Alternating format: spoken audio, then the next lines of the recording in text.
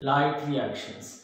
तो dear students, last lecture में आपको लाइट रिएक्शंस का एक हल्का सा इंट्रोडक्शन दिया था कि ऐसे रिएक्शंस जिनके लिए सनलाइट का होना ज़रूरी होता है उन रिएक्शन को कहेंगे लाइट रिएक्शंस। और ऐसे रिएक्शंस जिनमें वाटर इस्तेमाल होता है, जिन रिएक्शंस में ऑक्सीजन बाहर निकलेगी और जिन रिएक्शंस में एनर्जी रिच कंपाउंड बनते हैं वो आपके पास क्या होंगे, लाइट रिएक्शंस होंगे। अब हम ये देखने वाले हैं कि वो जो लाइट रिएक्शंस हैं जिसमें देखें ऑक्सीजन बन रही है, जिसके अंदर वाटर इस्तेमाल हो रहा है, जिसके अंदर डियर स्टूडेंट्स एटीपी और NADPH बन रहा है, तो हम देखेंगे कि वो जो तमाम चीजें जो बन रही हैं यहाँ पर यूटिलाइज हो रही हैं या फिर रिलीज हो रही हैं, वो किस तरह से पूरा मैकेनिज्म होता है, यानी कि हम लाइट रिएक्शन को डिटेल्स में देखने वाले हैं। तो पहला काम क्या है कि मैंने कहा था जो लाइट रिएक्शंस होंगे उनके लिए सनलाइट का होना जरूरी होता है। तो बिल्कुल सही कहा था, क्योंकि जो लाइट रिएक्शंस होंगे ये सनलाइट से स्टार्ट होने हैं। देखिए जरा, अब हुआ कुछ इस तरह से डियर स्टूडेंट, यहां पर था सन, सपोज दैट सन था, सूरज। अब सन से लाइट आ रही है, जैसे सन से लाइट आई वो लाइट आकर पड़ी क्लोरोफिल मॉलिक्यूल्स के ऊपर, राइट? किस पर पड़ी? क्लोरोफिल मॉलिक्यूल्स के ऊपर पड़ी। जैसे लाइट क्लोरोफिल के मॉलिक्यूल्स पर पड़ी तो क्लोरोफिल के जो मॉलिक्यूल्स थे उन मॉलिक्यूल्स के अंदर डियर स्टूडेंट जो इलेक्ट्रॉन्स थे, उन इलेक्ट्रॉन्स की एनर्जी होगी ज्यादा। जब इलेक्ट्रॉन्स की एनर्जी ज्यादा हो गई तो वो जो इलेक्ट्रॉन्स थे वो मॉलिक्यूल को छोड़कर चले गए, निकल गए, just like the ionization energy. ठीक है, केमिस्ट्री में कॉन्सेप्ट है आयोनाइजेशन एनर्जी, यानी कि वो एनर्जी जो रिक्वायर्ड होती है किसी भी एटम से या मॉलिक्यूल से इलेक्ट्रॉन को रिलीज करवाने के लिए, वो आयोनाइजेशन एनर्जी है। तो यहां पर भी सेम कॉन्सेप्ट हुआ। एनर्जी किस फॉर्म में मिल रही है? वो मिल रही है डियर स्टूडेंट सनलाइट की फॉर्म में अंदर। तो सनलाइट की फॉर्म में एनर्जी मिली, उस एनर्जी की वजह से क्लोरोफिल मॉलिक्यूल्स के जो इलेक्ट्रॉन्स थे उसकी एनर्जी हुई हाई। जब एनर्जी हाई हो गई तो क्या हुआ डियर स्टूडेंट, यहां से इलेक्ट्रॉन्स निकल गए। अब जैसे ही यहां से इलेक्ट्रॉन्स निकले, इलेक्ट्रॉन्स के निकलने के नतीजे में क्या हुआ कि जो क्लोरोफिल के मॉलिक्यूल्स थे उसमें पोर्स प्रोड्यूस हो गए, होल्स प्रोड्यूस हो गए। ये क्या प्रोड्यूस हो गया? होल्स प्रोड्यूस हो गए। क्यों? क्योंकि इलेक्ट्रॉन्स निकल गए, क्लोरोफिल के मॉलिक्यूल से इलेक्ट्रॉन्स के निकलने से क्या हुआ? होल प्रोड्यूस हो गए, राइट? अब सेकंड देखें, सनलाइट पड़ रही थी क्लोरोफिल के मॉलिक्यूल्स के ऊपर, यहां पर डियर स्टूडेंट वाटर के मॉलिक्यूल्स भी मौजूद थे। अब देखो जरा, जब वाटर के मॉलिक्यूल्स यहां पर देखो, क्लोरोफिल मॉलिक्यूल में जो वाटर के मॉलिक्यूल्स हैं, जब वाटर टूटेगा, वाटर में देखिए सनलाइट जब पानी के ऊपर पड़ी, वाटर के ऊपर पड़ी तो वाटर भी टूट गया। वाटर के टूटने से क्या चीज प्रोड्यूस हुई? देखें, वाटर के टूटने से दो आयंस प्रोड्यूस हो गए, H पॉजिटिव आयंस, राइट?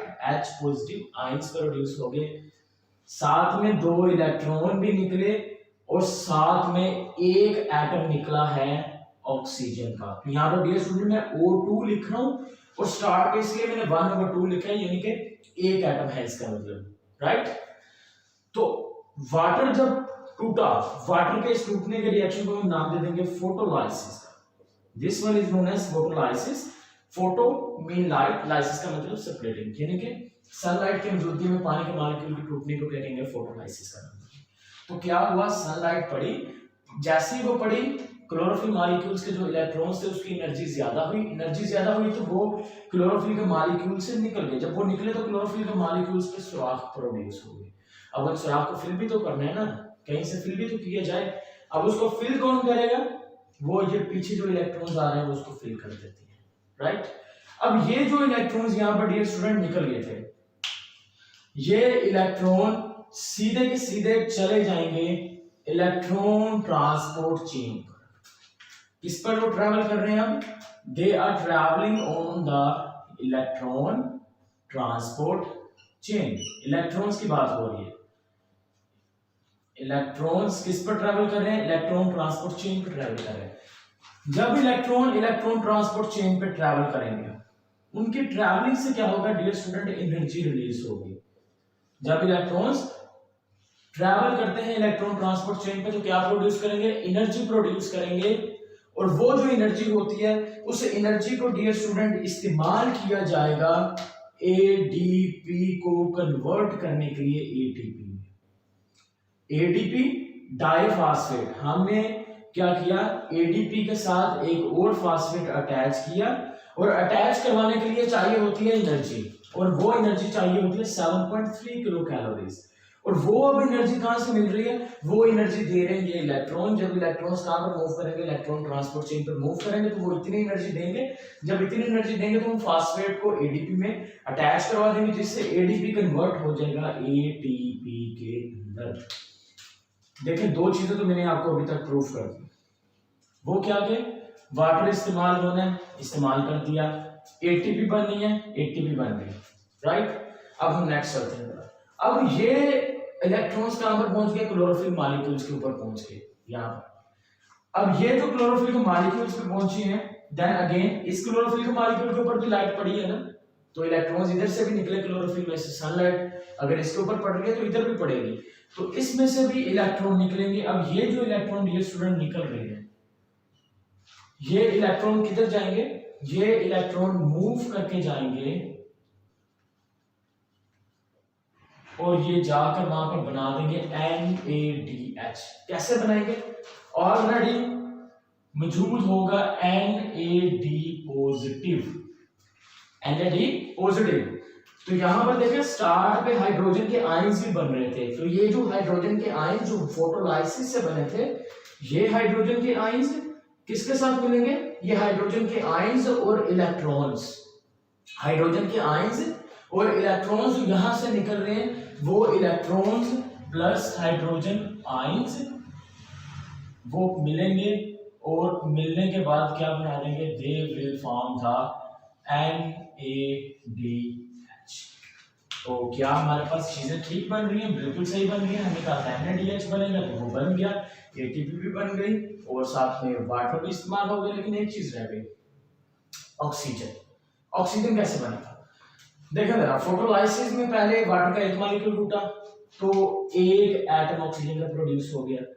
फिर क्या होगा, अगेन वाटर का एक मॉलिक्यूल टूटेगा, वाटर के एक मॉलिक्यूल टूटने से सेम रिएक्शन होगा ना, सेम रिएक्शन का मतलब वहां पर भी एक ऑक्सीजन का एटम प्रोड्यूस होगा।